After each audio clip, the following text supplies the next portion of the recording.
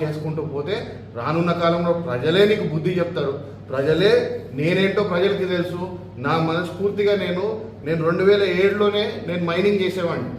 బళ్ళారి దగ్గర కుప్పాల్లో నేను మైనింగ్ చేసేవాడిని. అక్కడి నుంచి 2010లో ఇప్పుడు నంద్యాల హౌసింగ్ బోర్డు మొత్తం టెండర్ వేసి నేను వర్కులు చేసినాను. నేను బిజినెస్ చేసుకునేవాడిని.